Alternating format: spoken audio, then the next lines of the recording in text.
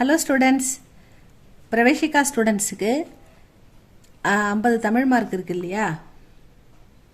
அதில் அவங்களுக்கு S A type கேட்டிருக்காங்க. 3 கொடுத்து 6 கொடுத்து எனி 3 எழுதணும். 6 அவுட் ஆஃப் 3. 15 மார்க்குக்கு குட்டி குட்டியாக போட்டிருக்காங்க ஜிஎம்பி கியூஏ புக்கில். அது கொஞ்சம் குட்டியாக தான் இருக்குது ஸ்டூடெண்ட்ஸ். நீங்கள் இதை ஈஸியாக எழுதலாம். இதை இப்போ பார்க்கலாமா? சிட்டுக்குருவியின் உருவ அமைப்பை பாரதியார் எவ்வாறு வர்ணிக்கிறார்? இதுதான் கொஸ்டின். இதில் 15 மார்க்கு குட்டியாக 2-3 பேராக தான் இருக்குது. நீங்கள் இதை அழகாக எழுதினாலே உங்களுக்கு மார்க் போட்டுருவாங்கன்னு நினைக்கிறேன். சிட்டுக்குருவிக்கு சிறிய தானியம் போன்ற மூக்கும், அதுக்கு சின்ன தானியம்னா என்னது? சின்னதாக கம்பு, கேழ்வரகு, அரிசி, கோதுமை, நெல், இப்படிலாம் இதான தானியம்னு சொல்லுவோம். அந்த மாதிரி குட்டியாக மூக்கு இருக்குதான் நம்ம பாரதியின் கற்பனை. சிட்டுக்குருவிக்கு சிறிய தானியம் போன்ற மூக்கும், சின்ன சின்ன கண்களும், குட்டி குட்டியாக அழகான கண்கள், சிறிய தலையும், வெள்ளை நிறத்தில் கழுத்தும், அழகிய பட்டு போர்த்தியது போல் காட்சி தரும் வெள்ளை நிற வயிறும், சாம்பல் நிறத்தாலாகிய பட்டு போர்த்தியது போன்ற முதுகும், சிறிய சிறகுகளும் சிறிய கால்களும் உள்ளன.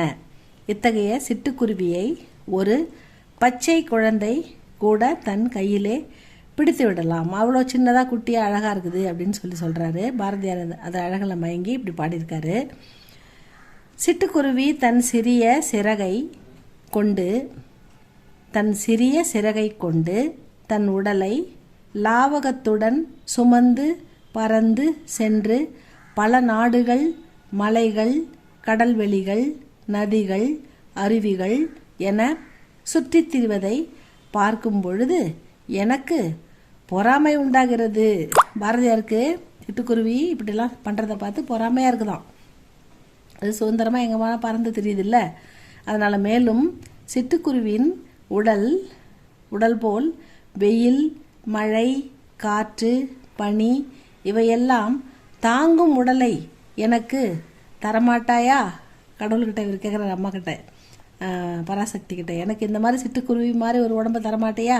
ஈஸியாக பறக்கிறதுக்கு இந்த வெயில், மழை, காற்றெலாம் தாங்குற மாதிரி.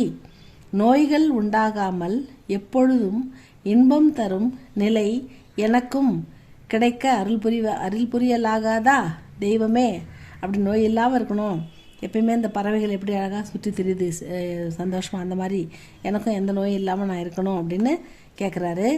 இவ்வாறு பாரதியார் சிட்டுக்குருவியின் உருவ அமைப்பை வர்ணிக்கிறார். இவ்வளோதான் ஸ்டூடெண்ட்ஸ். இதில் இன்னொன்றும் பார்த்துடலாம்.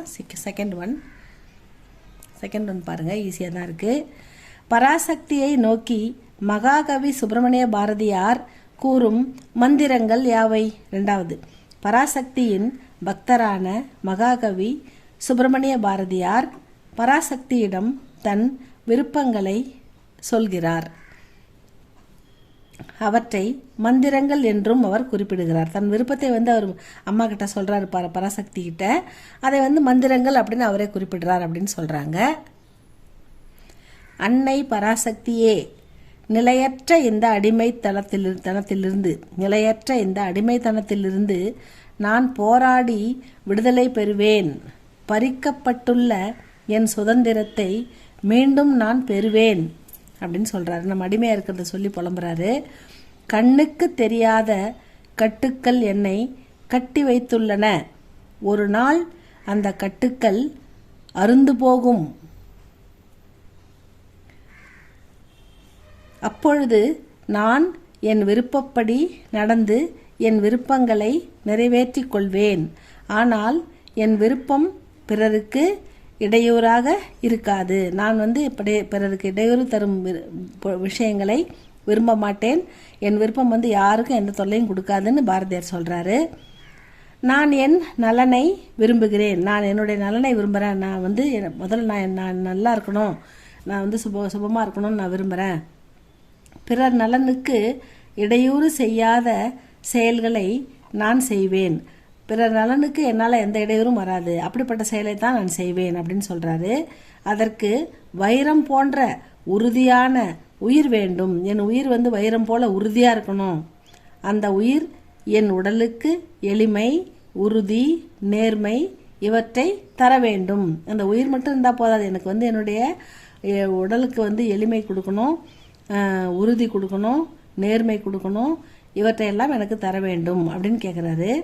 நான் பிற உயிர்களுக்கு தீங்கு செய்ய மாட்டேன். நான் எந்த உயிருக்கும் தீங்கு செய்ய மாட்டேன். என்னால் எந்த உயிருக்கும் எந்த கஷ்டமும் ஏற்படக்கூடாது.